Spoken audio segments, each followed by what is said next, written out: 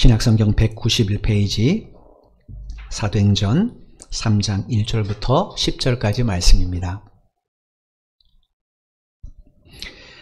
찾으신 줄 알고 제가 봉독해 드리겠습니다. 1절입니다. 제9시 기도 시간에 베드로와 요한이 성전에 올라갈새 나면서 못 걷게 된 이를 사람들이 메고 오니 이는 성전에 들어가는 사람들에게 구걸하기 위하여 날마다 미문이라는 성전 문에 두는 자라.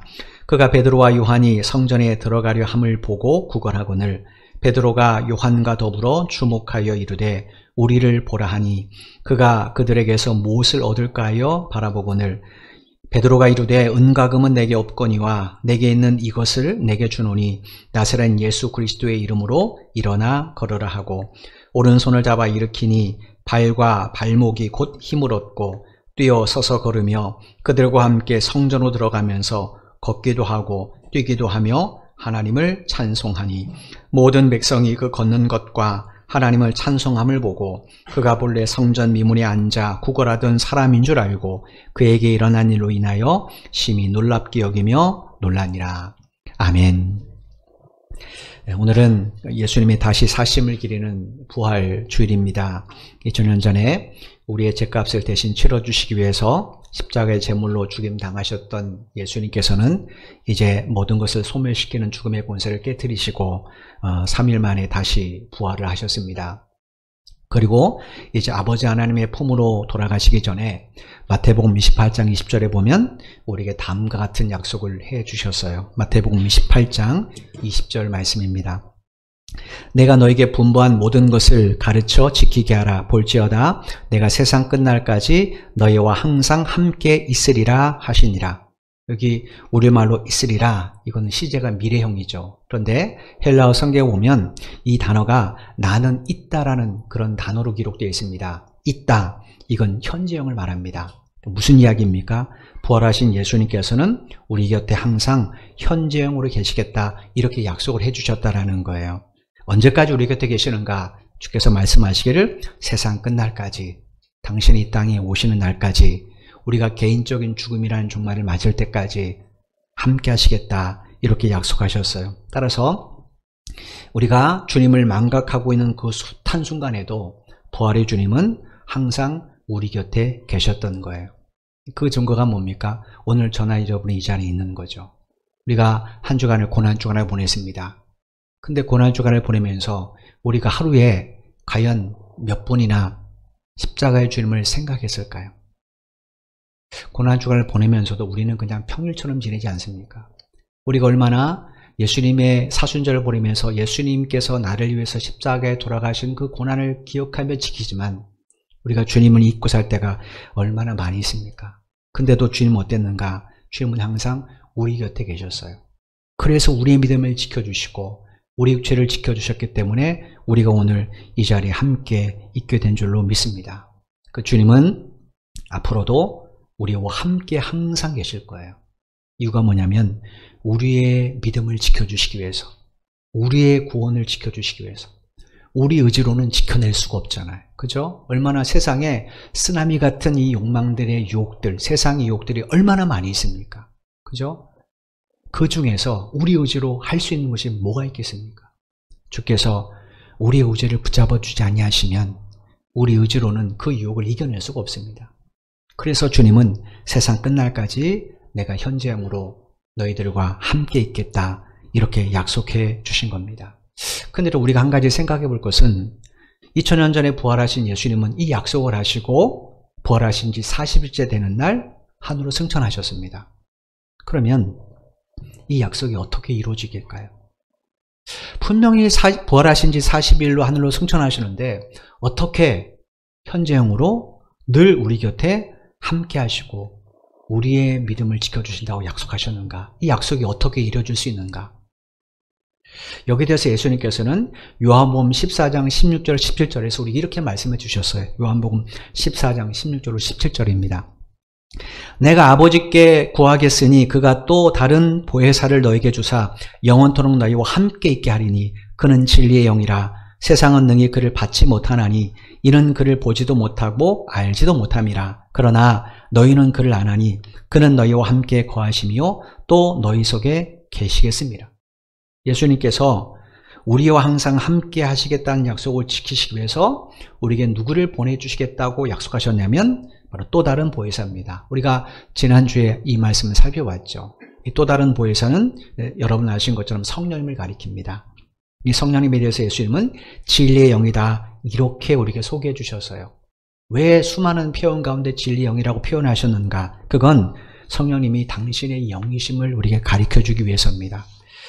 요한복음 14장 6절 말씀에 보면 예수님이 이렇게 말씀하셨어요. 요한복음 14장 6절입니다.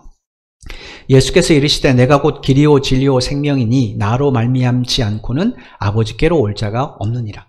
주님이 내가 곧 길이다 진리다 생명이다 말씀하셨어요. 이유가 뭐냐면 그 뒤 문장입니다. 나로 말미암지 않고는, 이 말미암지라는 이 헬라어는 통하여라는 뜻이에요. 그러니까 예수님을 통하지 않고는 누구한테 갈 수 없어요?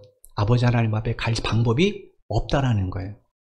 따라서 예수님은 하나님께 갈 수 있는 유일한 구원이 길이십니다.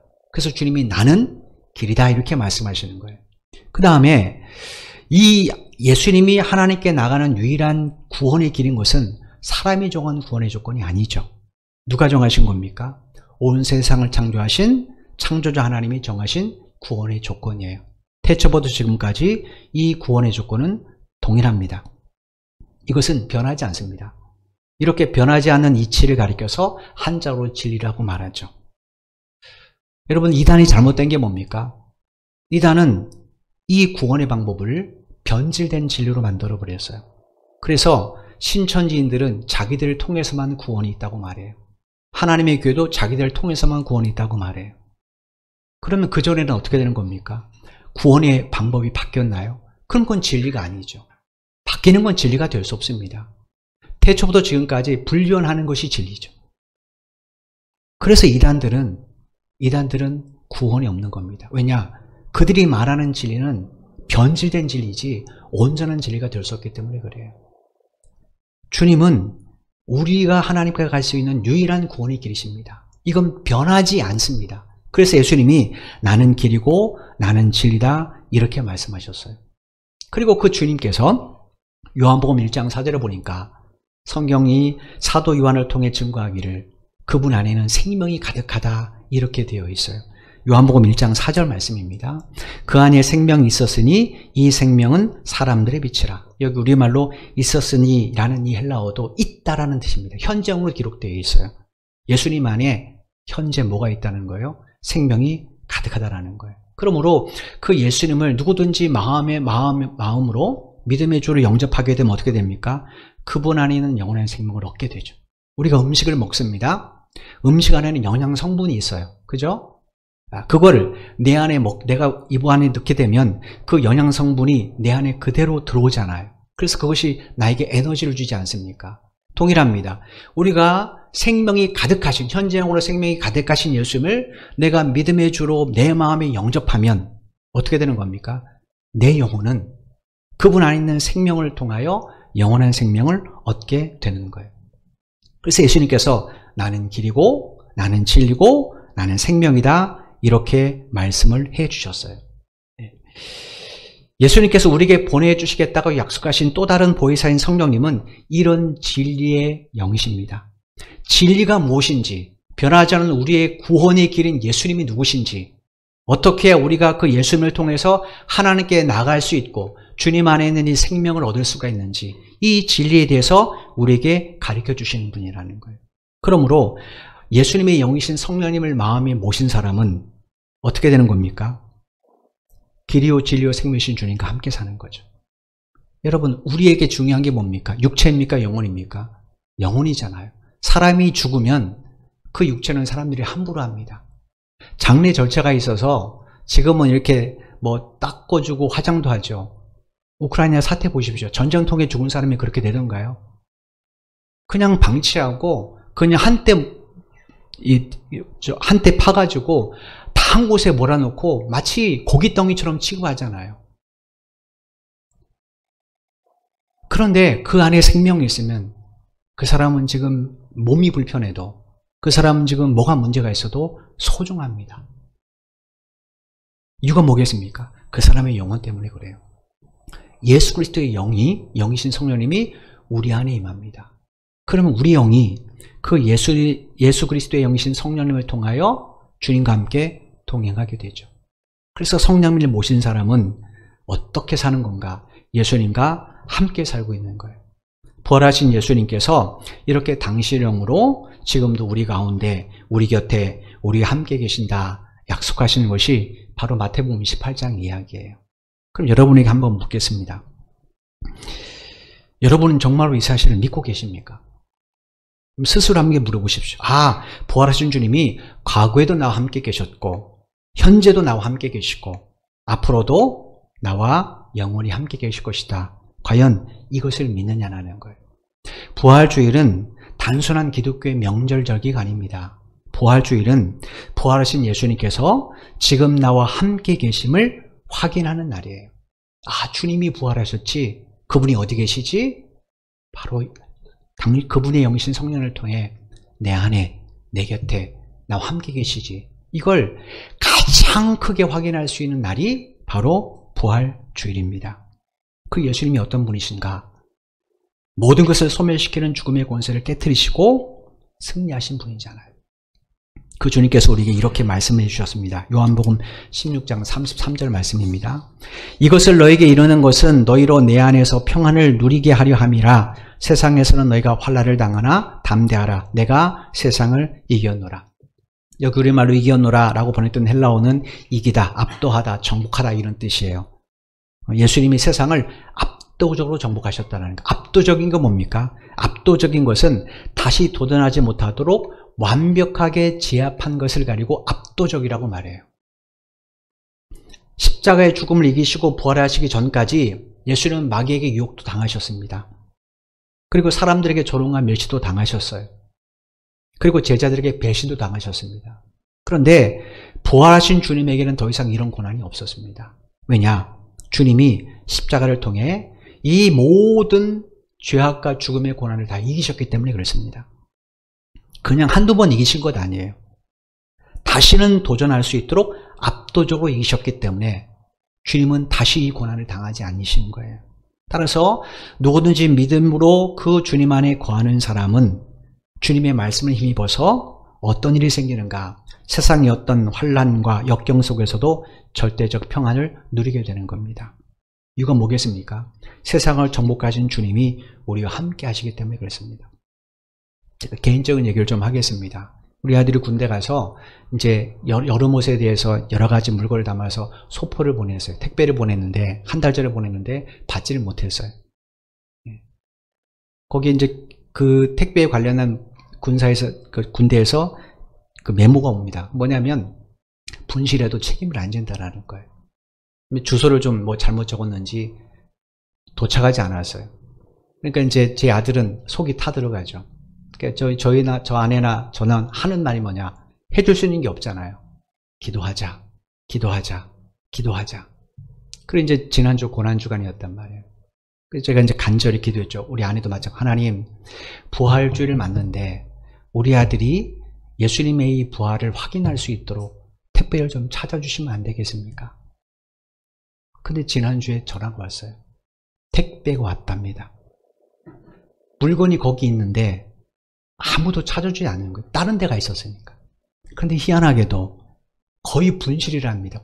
그 훈련소에서 분실하면 찾을 수가 없대. 그건 교관들이 처음부터 한 얘기거든요. 근데 기적적으로 그게 찾아냈어요. 그래서 얘기했죠. 주님이 너와 함께 계신다. 주님은 멀리 계시지 않습니다. 늘 우리 곁에, 늘 우리 안에 우리와 함께 계십니다. 그 주님이 어떤 분이세요?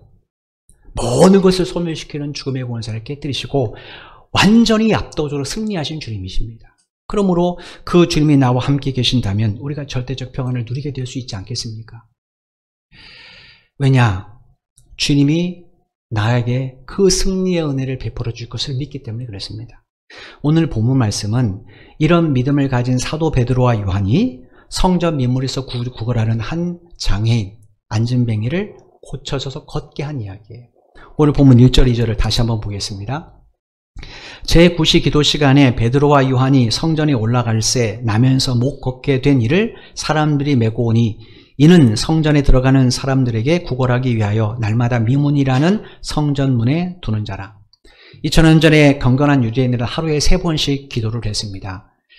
이유가 뭔가? 구약 성경 구절 때문에 그래요. 시편 55편 17절 보면 한 시인이 뭐라고 고백했는가? 저녁과 아침과 정오에 내가 근심하여 탄식하리니 여호와께서 내 소리를 들으시리로다. 이렇게 말했어요.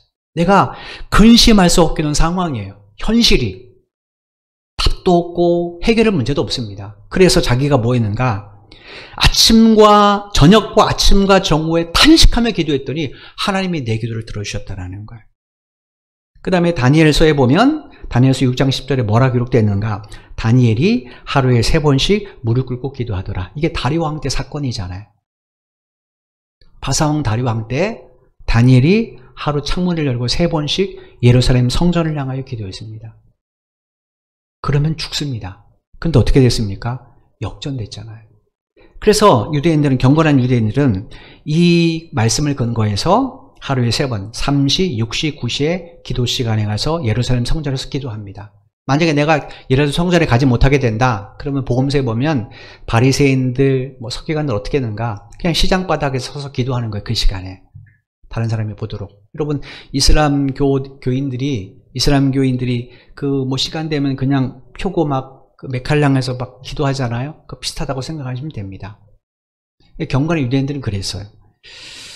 지금 우리 시간으로 말하면 3시, 6시, 9시는 오전 9시, 정오 12시, 오후 3시예요. 근데 여러분 이 시간을 한번 가만히 보십시오. 예수님이 십자가에 달려서 운명하신 시간대입니다. 예수님이 오전 9시에 십자가에 못 박히셨어요. 오전 6시에 빌라도 법정에서 마지막 재판을 받으시고 십자가형을 언도 받으셨습니다.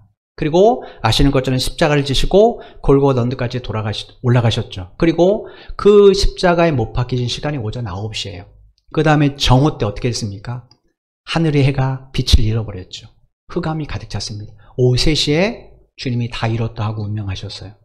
참 우연일치 같은데 그 기도를 누구 이름으로 해야 되는가? 예수님 이름으로 해야 되지 않겠습니까? 아무튼 이렇게 경건한 유대인이에요. 베드로와 요한은 유대인입니다. 그들이 복음을 전할 때 유대인들에게 걸림돌이 되면 안 되잖아요. 그래서 그들도 아마 이렇게 이제 이 3차례 기도 시간에 가능하면 예루살렘 성전에 가서 기도를 했던 것 같아요. 그날은 이제 시간이 없어서 마지막 9시 기도 시간, 오후 3시죠. 그날의 마지막 기도입니다. 기도 시간이에요. 그래서 예루살렘 성전을 향하여 들어가기 위해서 갔는데 성전에 들어가려면 입구가 몇 가지가 있습니다. 그 중에 아마 많은 사람이 이용했던 입구가 미문이었던 것 같아요. 한자로 그냥 아름다운 문이라는 뜻입니다. 거기에 들어간 사람이 복되다는 의미인지 아니면 화려했는지는 저도 잘 모르겠어요. 아무튼 그 입구 이름은 미문이라고 되어 있습니다. 평상시에 늘 가는데요. 근데 그날 거기서 누구를 보게 됐는가? 여기 보니까 들어가는 사람들에게 구걸하고 있는 안전뱅이와 시선이 마주보게 됐어요. 마주치게 됐다는 거예요. 여러분, 안전뱅이는 이 성전으로 들어가는 사람들에게 무슨 목적으로 쳐다봤겠습니까? 나를 좀 불쌍히 여겨달라고. 그죠? 나에게 좀 뭔가 구걸을 좀 해달라고. 뭔가 나에게 좀 달라고. 그런 눈으로 사람들을 다 쳐다보겠죠. 근데 그날 베드로와 요한이 그 사람과 눈을 마주쳤는데 이 안전뱅이가 두 사도를 본 눈하고 두 사도가 안전뱅이를 본 시선은 전혀 달랐습니다. 4절 말씀을 보겠습니다. 베드로가 요한과 더불어 주목하여 이르되 우리를 보라 하니. 미문에 앉아있던 안전뱅이가 지금 베드로와 요한을 바라봐요. 제발 나 좀 보십시오라는 간절한 마음으로 바라봤겠죠. 그리고 이 베드로와 요한도 분명히 봤습니다. 근데 뭐라고 말해요? 이 안전뱅이에게 우리를 보라 이렇게 얘기했어요. 보라는 것은 주목하다라는 뜻입니다. 나를 주목해서 집중해서 좀 보라 이렇게 촉구했던 거예요. 그랬더니 베드로의 이 말에 안전뱅이 시선이 좀 달라지게 됩니다. 5절 말씀입니다. 그가 그들에게서 무엇을 얻을까요? 바라보거늘. 여기 바라보거늘 이란 헬라어도 시선을 집중시키다라는 거예요. 이제는 그냥 대충 받겠죠. 그죠? 지나간 사람에게 어떻게든 눈을 맞아서 저 사람의 양심을 좀 축 찔려서 이거 안 줄 수는 없네 이런 마음을 주게 하기 위해서 이 안전뱅이가 바라봤는데 베드로가 나를 좀 주목해봐라. 그러니까 이 사람도 시선을 집중해서 시선을 고정시켜서 지금 사도들을 바라봤습니다. 근데 목적은 뭔가? 여기 보니까 무엇을 얻을까요? 이 사람이 얻고 싶은 게 뭡니까? 약간의 돈이죠. 자기의 육체적 문제를 해결해 줄 수 있는 약간의 돈입니다. 그래야 먹고 살잖아요. 그런데 베드로 요한이 이 사람에게 주려고 했던 것은 돈이 아닙니다. 뭐였습니까? 예수 그리스도의 시선이었어요. 6절 7절 말씀입니다. 베드로가 이르되 은과 금은 내게 없거니와 내게 있는 이것을 내게 주노니 나사렛 예수 그리스도의 이름으로 일어나 걸으라 하고 오른손을 잡아 일으키니 발과 발목이 곧 힘을 얻고. 돈을 구걸하는 안진뱅이에게 베드로가 우리를 좀 주목해 봐라 이렇게 이야기를 했어요. 그리고 나서 뭘 줬어요? 내게 있는 것을 준다 이렇게 말했어요. 그게 뭔가? 뒤에 보니까 나사렛 예수 그리스도 이름이니까 나사렛 예수 그리스도입니다. 지금 두 사람 안에 있는 게 뭡니까? 자기들 안에 계신 예수 그리스도죠. 그 이름으로 안진뱅이를 향해서 일어나 걸으라 명령하고 손을 내밀었어요. 근데 여러분 생각해 보십시오. 논리적으로 한번 생각해 보세요. 지금 베드로가 자기 안에 있는 예수 그리스도의 이름으로 이야기하는 거예요. 그러면 베드로가 내민 손은 누구의 손입니까? 주님의 손이죠. 베드로는 뭐예요? 도구일 뿐입니다. 베드로를 통하여 주님이 그에게 손을 내미셨어요. 이 손이 어떤 손입니까? 그 안진뱅이를 살리기 위해서 십자가에 못 박혀 피 흘려 돌아가신 예수 그리스도의 못자국 난 손이에요. 주님께서 그 피 묻은 손으로 이 사람을 붙잡아 줬어요. 그리고 일으켜 주셨더니 이 사람이 어떻게 됐습니까? 벌떡 일어났어요. 사도행전 4장 22절에 보면 이 사람의 나이는 40여 세가 되었다 이렇게 기록이 되어 있어요. 그러니까 태어나면서부터 걷지 못했으니까 이런 장애를 안고 태어났으니까 40여 년 동안 한 번도 걸어본 적이 없습니다. 자, 그럼 생각해 보십시오. 베드로가 손을 내밀었어요. 이 사람이 베드로의 손을 잡았습니다. 그럼 이 사람이 일어날 수 있는 방법이 뭘까요? 그 손을 절대적으로 의지하는 것밖에 없습니다. 자기의 힘으로는 발과 발목에 아무 힘이 없기 때문에 일어날 수가 없어요. 그럼 어떻게 됩니까? 있는 힘껏 베드로의 손을 붙잡고 자기의 모든 체중을 실어야 됩니다. 이게 전심이라는 거예요. 실었을 때 어떻게 됐는가? 원래 그의 발과 발목에는 힘이 없었는데 그의 발과 발목의 힘이 회복되었어요. 여러분, 이게 이 놀라운 기적이 무엇으로 시작됐는가? 시선입니다. 그죠? 오늘 본문에 계속해서 이야기하면 뭡니까? 보라, 보라, 보라, 보라예요. 안진뱅이가 눈을 들어서 베드로를 향해서 자신의 시선을 집중한 것으로부터 이 기적이 시작이 되었어요. 이때 베드로는, 그 베드로의 눈은 누구를 바라봤을까요? 당연히 부활의 주님이죠. 그렇지 않겠습니까? 베드로는 부활의 주님을 만난 이후부터 주님에게서 시선을 뗀 적이 없어요. 늘 그는 주님을 바라봅니다. 그러므로 그 베드로가 안진뱅이를 봤다면 그 베드로가 보는 그 눈은 누구의 눈이에요? 당연히 주님의 눈이죠. 그죠? 그래서 제가 이 베드로와 요한이 그에게 주려고 했던 것이 예수님의 시선이다 이렇게 말씀을 드리는 거예요. 그러면 우리가 한번 곰곰이 생각해 볼 것은 왜 예수님께서 그날 이 두 사도를 통해 이 사람을 회복시켜 주셨는가? 왜 이 사람을 고쳐주셨는가? 그 이유를 알아야 됩니다. 쉽게 말해서 왜 예수님께서 나 같은 사람을 구원해 주는가? 이건 우리 얘기잖아요. 우리 힘으로 교회 나왔습니까? 우리 힘으로 예수를 믿을 수가 있습니까? 없잖아요. 없잖아요. 우리가 여기 있다는 것은 동일하게 이 안진뱅이처럼 예수 그리스도의 이름으로 누군가 우리를 그 구원의 자리로 초대했기 때문에, 우리로 하여금 그 주님과 시선을 마주하도록 도와줬기 때문에, 그래서 우리가 이 자리에 온 거잖아요. 그러면 우리에게 중요한 게 뭡니까? 하나님께서 왜 주님을 통해 나를 구원하셨는가? 왜 나로 이 사실을 알게 하고 믿게 하셨는가? 이 부분이잖아요. 지금 우리가 베드로를 통해 지금 부활의 주님께서 이 안진뱅이를 회복시켜줬어요. 이 날 전까지 40여 년 동안 이 사람에게 아무 일도 일어나지 않았습니다. 근데 그날 왜 이 사람을 여기에 뒀는가? 만약에 이 사람이 그날 오전 9시 기도나 정오 기도 때 이 성전 미문이 있었다면 두 사람을 못 만났겠죠. 근데 그날따라 이 사람은 오후 3시를 선택했어요. 이런 하나님의 신비한 섭리 속에서 8절을 읽어봐야 우리가 예수님을 믿는 이유와 목적을 바로 알 수 있습니다.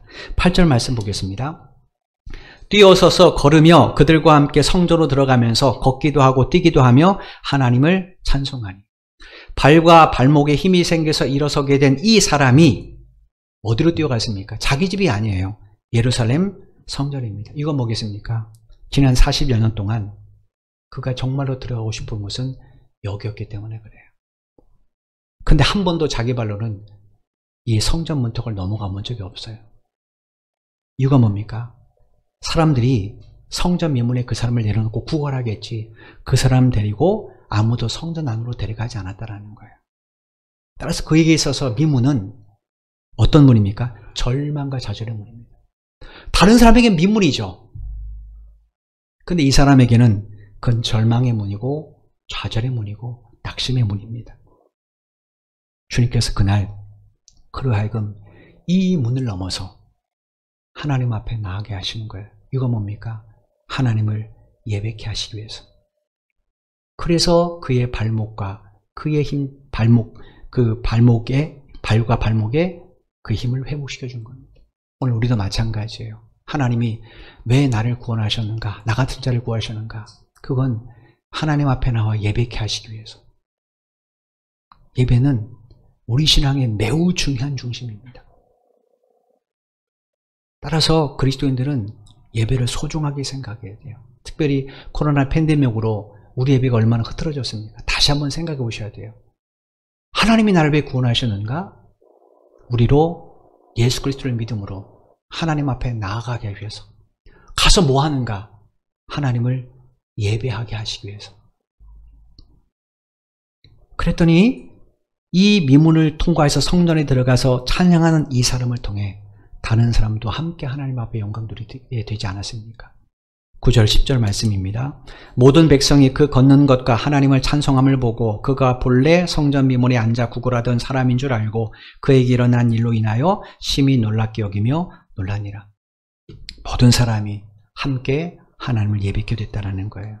여러분, 40여 년 동안 단 한 번도 미문을 넘어지 못했던 이 사람에게 어떻게 이런 기적이 일어나는가? 그건 예수님과 시선이 마주쳤기 때문이었습니다. 즉 예수님을 바라보게 되었기 때문에 그래요. 그랬더니 그의 인생에 비로소 미문을 넘게 되는 아름다운 역사가 일어나게 되었던 거예요.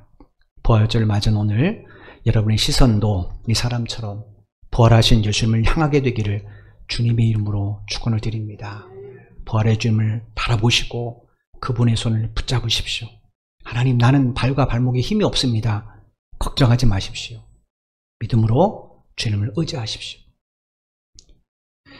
나는 안 돼, 이런 생각하지 마시고 주님이 나와 함께 하시면, 세상을 이기신 주님이 나와 함께 하시면 나도 할 수 있어, 이런 마음으로 기도를 통해 주님의 손을 꼭 붙잡으시고 전적으로 의지하십시오. 그분의 말씀을 의지하시면 여러분의 삶에도 연약함이 강함으로, 약점이 강점으로 반전되는 놀라운 부활의 역사가 반드시 일어나게 될 것입니다. 부활을 맞은 오늘 여러분의 모두의 삶에 이런 부활의 역사가 날마다 함께하기를, 그리고 그 주님과 매일매일 동행하시기를 주님의 이름으로 간절히 축원을 드립니다.